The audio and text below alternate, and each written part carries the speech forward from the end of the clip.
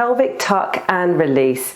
So the pelvic tuck and release is going to lead us into another move later on, which is known as an OMI, but for now let's focus on the tuck and release because it is a move in its own right. Now, we've already experimented with this when we were finding our neutral base position and we wanted a neutral pelvis. So what we're going to do is we're just going to continue and work on that and drill it a little bit and talk about the actual technique of this. So we're in our nice neutral position, micro bend as always, and what we're going to do now with the pelvis as we stay nice and lifted through the spine is we are going to release and let the upper back muscle, the lower back and the lumbar spine here contract as we elongate through the lower abs, releasing.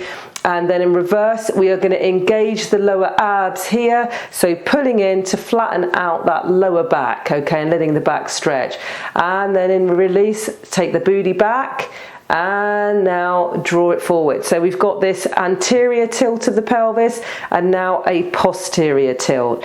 Anterior, posterior. Okay, so just rocking backwards, tilting forwards and back. And I want you to think about, you know, with this movement here, it's really important to think about using the lower abdominal muscles and then those reverse, you know, or opposing muscles there to reverse the movement in your lower back. Okay, so thinking about those, taking it nice and slow, we're then going to really squeeze as hard as you can, contract through those ab muscles, and now release through the back. Squeeze through the front, release. Okay, we'll just let the arms rest here in this nice little pharaonic frame at the bottom.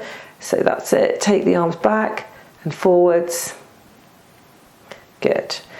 Okay. Now, what you've might notice is your glutes want to get involved in this movement.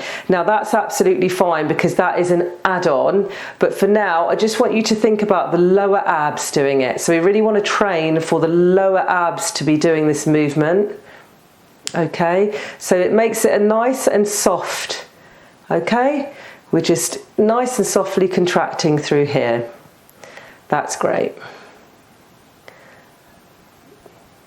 Brilliant. So this is your pelvic tilt and release. Tilt, release, tilt, release. Now we're going to speed that up. Okay, and of course if you're doing this to the music, this is a percussive movement, so you would be doing this and finding the beat, you know, and then you can think about double timing the beat if you want to double up your speed. Okay, okay, so a little bit faster, keep going. And this is all for me using my lower abs.